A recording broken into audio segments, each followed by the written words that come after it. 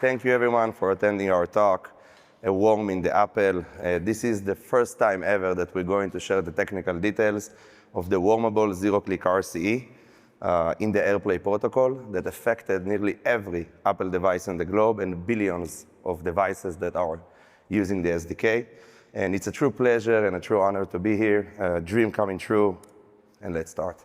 So really quickly about ourselves, I'm Gal, I'm the co-founder and CTO of Oligo Security. Been building and breaking software ever since I remember myself. And with me are my two ninjas, Avi, who lead our AI security research, and Uri, who actually led this AirBorne research. So before we begin, just to mention what AirBorne actually means. This is the collective name of this new attack vector. Basically, it's the collection of 23 vulnerabilities that were reported to Apple. 17 got a CVE assigned. This is the first zero-click Wormable RCE on MacBook ever. And it affects billions of devices worldwide. So if you are an Apple user, you should stay for this talk. Let's go over the agenda really quickly. So we'll begin in explaining why we started researching AirPlay, this famous protocol that probably got a chance to play with or use it even if you know or doesn't know, because it's in so many devices and it's part of our day-to-day life. We're going to get into the inner workings of the protocol, understand how it works, and with that, how we broke it. And we're going to share how this whole research started from these initial findings that really piqued our interest, and we decided to really deep dive and start pulling the thread in order to build a real Wormable zero-click RCE, a fully weaponized one. And there's a bit difference between the AirPlay itself and how it presented in a lot of Apple devices versus the SDK by itself that is being used in a lot of vendors and IoT devices. And of course, we're going to deep dive into the two really cool zero-click RCEs. One, we're going to show it over a MacBook. The second one will be on various types of devices like speakers and cars you're going to see. And we're going to talk about the different attack vectors. This is why this is so interesting. This is the same protocol that can be used through the network, but also through Bluetooth and proximity attacks. And of course, like any good Black Hat talk, we're going to pop some roots and shells, and we're going to show you cool live demos. And of course, we're going to conclude everything. So let's hand it to the real smart people, and let's kick it off. And thank you, everyone, for attending. Thank you, Gal. So let me tell you a story. It all began 1 year ago.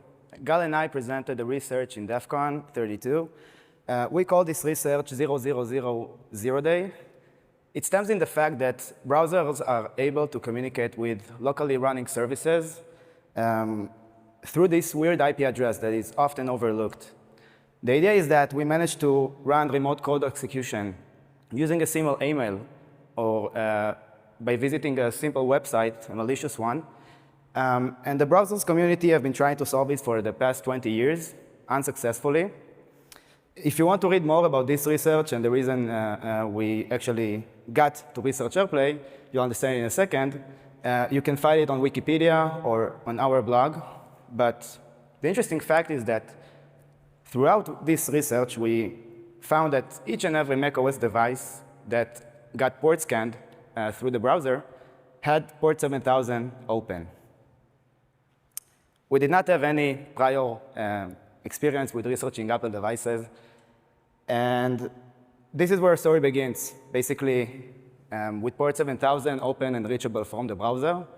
And just to keep in mind, this issue, the browser talking to local services, persists to this day. I think Safari and Brave are the only browsers that actually block it at the time of writing. So this is where our journey begins. Now, what's AirPlay anyway? It's been around for the past 20 years. It did not originally start with the name AirPlay. It was started by the name AirTunes. The purpose of the protocol was to stream audio between Apple devices. And 6 years later, Apple extended the ability to stream audio to other kinds of media, such as video and imaging.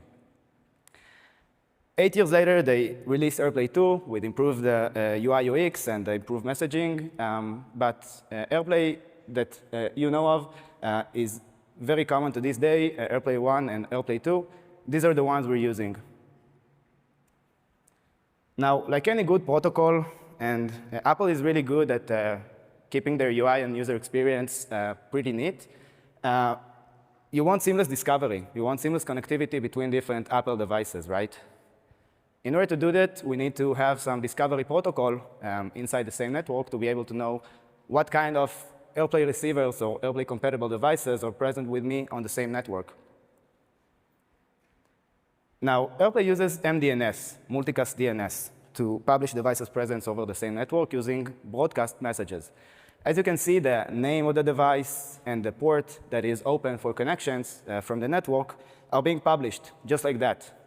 By the way, it makes it really easier on attackers because they don't need to port scan, just something to keep in mind. And this is how it looks if you would open a sniff on Wireshark. You can see that it uses port 5353, which is unique to MDNS. And all you need is to be able to stay in the network for a few seconds or minutes, and you'll be able to get a complete list of devices that are AirPlay compatible. Now, MDNS is pretty straightforward and easy to understand, but unlike MDNS, AirPlay is proprietary, and it's not as straightforward. To understand AirPlay, we searched for some documentation online.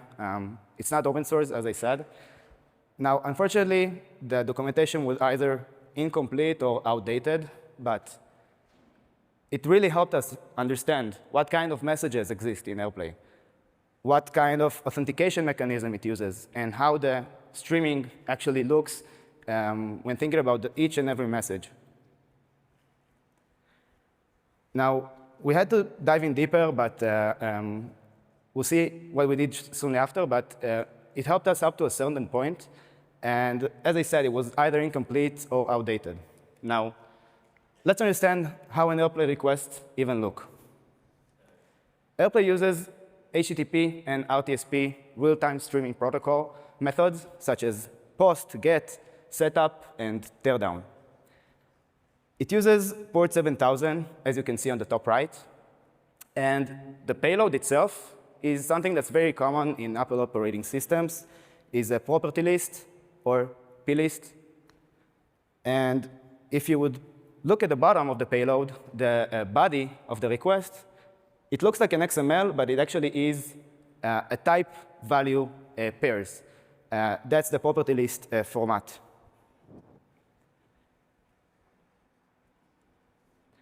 plist can be stringified to an XML format, but at the same time, of course, it can be serialized to a binary format.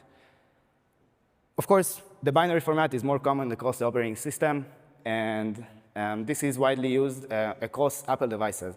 So AirPlay relies on a property list inside the payloads of the messages. It is really often used. Now that we understand how an AirPlay request looks, there are many kinds of commands that we can use over HTTP or RTSP.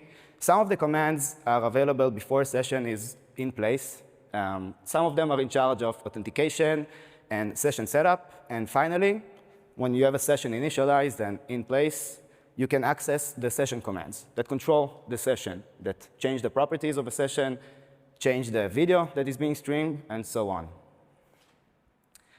Now, we had a lot of ways to progress from here. Now, let's understand what we did to find the very initial findings. So fuzzers are the bread and butter for some of us.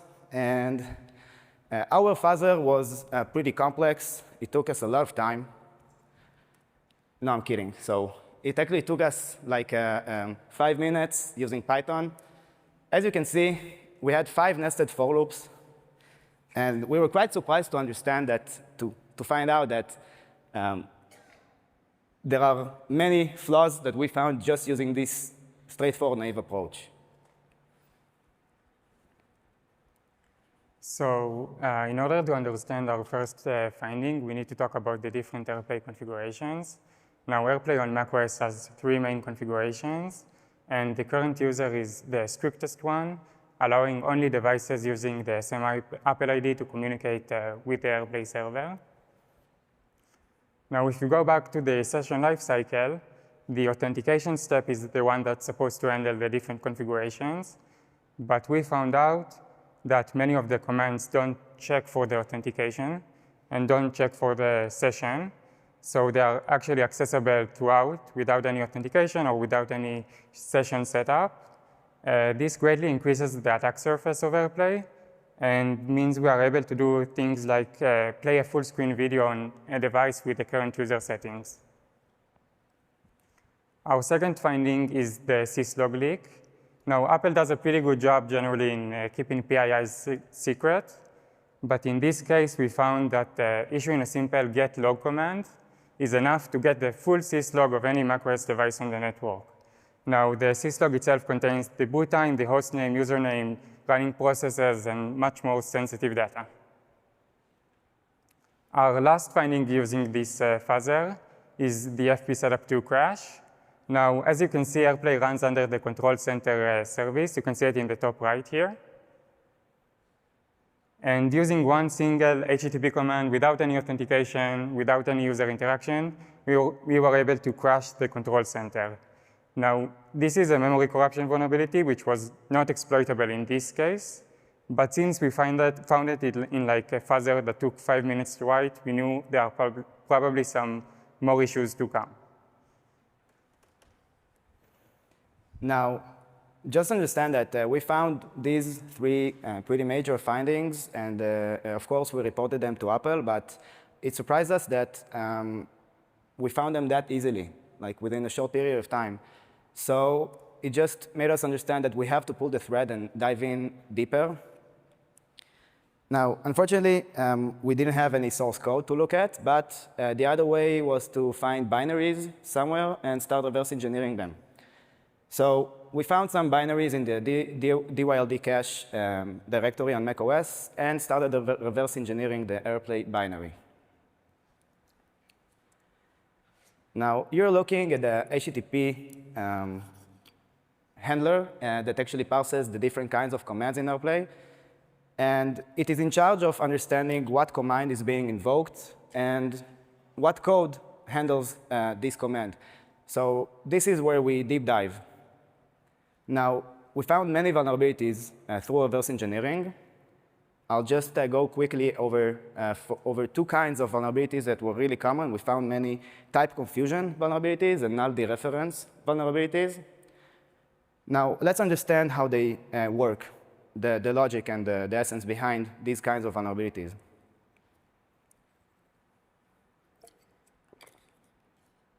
So the first CVE that we're looking at, and of course, it's just one example, is a type confusion where the user can control the property list, as we've seen with the AirPlay request. And this is stored in v93. So v93 is user-controlled. It's calling a method that creates a property list based on this user-controlled data. And later on, a few lines below, you can see that it calls a CF dictionary get value. And of course, this method expects a dictionary. Now, if you will place anything other than a dictionary, such as a string or an integer, it will result in crashing the process. But in other places in the code and other scenarios, type confusion vulnerabilities can also be used to execute arbitrary code and other things. The second kind of vulnerabilities that we found was null dereference errors. So if you look at the media audio session, the derived storage expects the media audio session to be initialized, and a session should be present and in place. As we showed you, some commands expect a session, but we managed to call them without a session. In this case, media audio session will be null. And then calling the rate attribute on a null will result in crashing the process. Now, you get the idea. We found many more vulnerabilities just like that. I actually think that this is an evidence for, it's kind of an assumption that I think that this place in the code expects a session to be initialized. It only strengthens the fact that these session commands should not be available to anyone before a session is in place. So we reported all of these vulnerabilities to Apple, 16 total. And get this, we got blocked by Apple's ticketed system, by the report system of Apple, because we submitted too many bugs at once. It turns out that you cannot submit 16 bugs within a short period of time. So we had to slow down in a way. Now, when we think about AirPlay, we usually think Apple, right? But the truth is it's not specific to Apple. It's widely used among other devices. There is a list in Apple's website. You can go and check it out. There is a complete list of AirPlay certified devices that actually use the AirPlay through the SDK. Now, we need to focus on something specific, right? We cannot try everything, but we had to choose some devices. And I'll show you in a bit which devices we actually managed to put hands on. But I want you to remember that only 2 out of these 23 vulnerabilities were in the SDK. And one of these vulnerabilities is a stack buffer overflow. Yes, in 2025. Now, this stack buffer overflow is pretty straightforward to exploit. And as you will see, we managed to exploit it on different kinds of devices. AirPlay exists in many cars, speakers, TVs, and other kinds of devices. And these are just a few. So we started researching the SDK, and this is where the fun actually begins. We managed to simulate AirPlay certified devices before we actually purchased one using this setup. By the way, 2 days from now, we're about to deep dive into this setup. If you're interested, we welcome you to join our DEF CON talk. But I just want you to understand that we managed to simulate the device's firmware before we actually acquired one. And we managed to verify that this Stack Overflow vulnerability is actually exploitable before we waste money on some devices that cannot be exploited. Now, if you wonder how it looked, so we managed to download and run a home speaker by Bose, the firmware. And shortly after, we ran the exploit. And this is how it looked. So we got root privileges on a home Bose speaker. And we could do anything we want, really. Now, if you think about it, these kinds of devices, they use the AirPlay SDK. They're listening by default. And they're with you on the same network. This is a Wi-Fi speaker. So imagine these root privileges could gain us anything we want with our payload. We could do anything we want. And by the way, this speaker has a microphone. So you could track, you could espionage, and you can basically record conference rooms or houses. These kinds of devices are often overlooked, and not to mention security-wise, you don't expect them to be a persistent lag inside your network, right? So this is something to have in mind. As I said, we could do anything we want. We just found a reverse shell. And in this case, we chose to download an image from the internet and present it to the screen. And this is exactly the black hat image that you see. Now, speakers are nice, but what else supports AirPlay? Maybe cars? Now, cars are quite expensive. So I asked Gal, can we buy a car? He looked at me and he said I'm crazy. So we didn't have the budget, so it forced us to be creative. Now, you don't need to actually buy the entire car just to hack it, right? We took another approach. We acquired a head unit, a multimedia system by Pioneer, and managed to boot it in our office. And as you can see, it has AirPlay installed, CarPlay, sorry. And we managed to boot it in our office, and using the same vulnerability, and we adapted the exploit slightly, but using the same Stack Overflow vulnerability in the AirPlay SDK, we managed to run the exploit. And this is how it looked. Now, this setup can be used for many things. This little device that you see next to the multimedia system is actually a GPS. So you can track the vehicle, you can disrupt the driver, Or worse, I think the worst thing you can do is like play a shitty song in a loop until the driver really wants to crash the car himself. So yeah, it was really cool. Now, we will not elaborate on the Stack Overflow vulnerability because many devices are not patched yet. Now, we believe one of the reasons is the ambiguous description of the CVE. It states that it can result in an unexpected app termination. But as you see, this is really a remote code execution vulnerability. Now, this gets me to the last kind of device. We've seen how a Bose home speaker got exploited using the AirPlay SDK with the Stack Overflow. The same vulnerability was used to exploit the CarPlay multimedia system, and we could do anything we want with root privileges on both. Now, these are just two examples for IoT devices, and these devices, unlike Apple, they don't have such robust update mechanisms, right? Apple is really good at keeping the devices up to date. Now, with these IoT devices, we understand the capability of the SDK, Stack Buffer Overflow, and how dangerous it is. And let's focus on the last kind of device that we're talking about today, which is macOS. So we've already found 16 vulnerabilities, and we found another use after free vulnerability in macOS. Actually, another fun fact is that while writing the exploit for this use after free vulnerability, Uri found 5 more vulnerabilities just by writing the exploit. And of course, we reported them to Apple too. Now, let's understand how the use of the free vulnerability works behind and internally. So the use of the free vulnerability we found is part of the FairPlay encryption. And FairPlay is used in AirPlay to encrypt and decrypt audio streams. We kind of kept this part of the research to the end because, as you can see, the FairPlay methods are highly obfuscated, and it was pretty hard to understand. We still don't fully understand the full logic of most of them. But using some headers we found and some snippets from GitHub, we were able to reconstruct the names of the functions, which was enough to begin the research. So this is a typical FairPlay decryption flow. We start by calling the decrypt function with the encryption context and the bytes to encrypt or decrypt. If that fails, we call the teardown method with the encryption context. Now, inside the teardown, the encryption context is freed.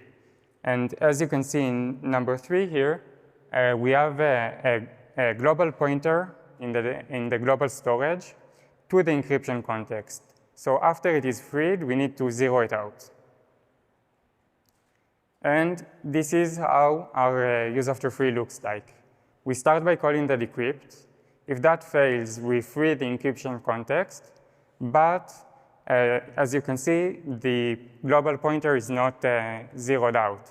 So in this case, we have a global pointer pointing to a freed section on the heap. Now, we were pretty surprised, but Apple doesn't really have any heap spray protection. So we were able to leverage this and to exploit it in order to write any memory we want to any location on the heap. And in a few slides, you will see the demo for that. So we have managed to exploit the use of the free vulnerability, and it still required a click from the user. So only if the user clicks on accept, the exploit will actually run. So challenge accepted, and we tried to bypass this click to make this a 0 click instead of a 1-click remote code execution. What we did, we simply searched for the places that are in charge of choosing whether to display this pop-up or not by finding xrefs to this function. Now, in one of those functions, we found a very interesting flag. It turns out that if you specify your client device as a remote control, it will simply skip this part. It will not display the pop-up, and it would reach another clause in the code which will not display this pop-up. And using this simple flag, we managed to turn the attack to be a 0-click and bypass the authentication policy. Of course, we reported it to Apple as well, and they released a CVE for the authentication bypass. Now, let's quickly go through the types of vulnerabilities. There are many kinds of vulnerabilities. Now, I don't expect you to read and focus on each and every one of them. I just want you to understand that there are many kinds of CVEs that can be chained together, and individually, each of those CVEs have different kinds of impacts. Some of them are remote code execution vulnerabilities. Some are user interaction bypasses and arbitrarily file reads and so on, and a bunch of other CVEs.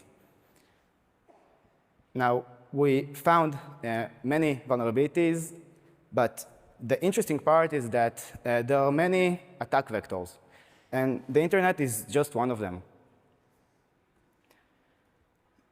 Now, if we're thinking of the internet, we can divide it into two. So the first two attack vectors are the internet-facing servers, every AirPlay receiver or AirPlay certified device that is actually exposed to the public internet. Now, using Shodan, which is an intelligence service that is open, you can go and search for some internet-facing server using specific headers and types of the responses that are being indexed by these engines. Shodan, Census, just to name a few. Now, we found out that at least 200,000 of them are facing the internet, at least 200,000 devices. Now, besides the public internet, you also have the same network, the home, office, corporate network, which are not exposed to the internet. So in this figure on the right, you could see an airport. So the attacker can connect to a Wi-Fi inside that airport and simply infect other devices that are with it on the same network. And if you recall, it does not even need to port scan any devices because the devices publish their presence using MDNS.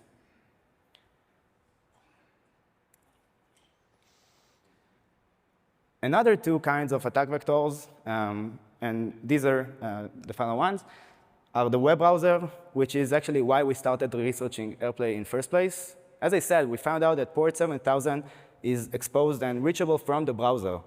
Now, some of these attacks and some of these vulnerabilities can be carried out from a browser using a malicious web page.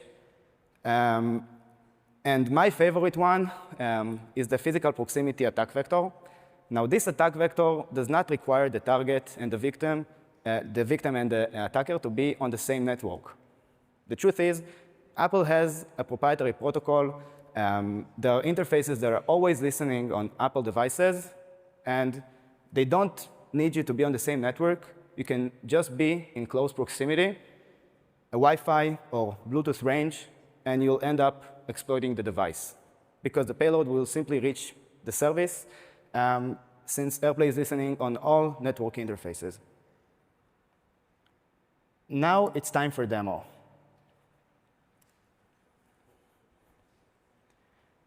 Now let's see how we exploited the Bose home speaker.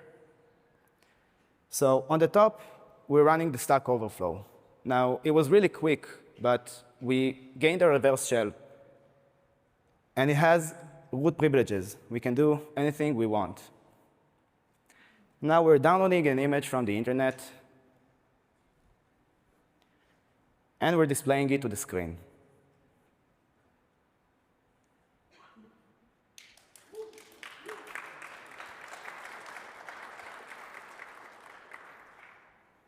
Now, this is just for the sake of demonstration. Remember, root privileges can get us persistency, and this device can remain as a Trojan or some persistent leg inside the network. So this device can later be used to exploit other devices on the same network or pivot the next time it connects to a new network.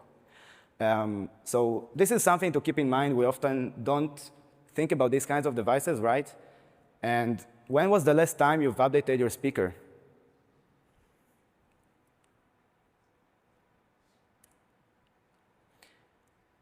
Now, the second video is a macOS use after free.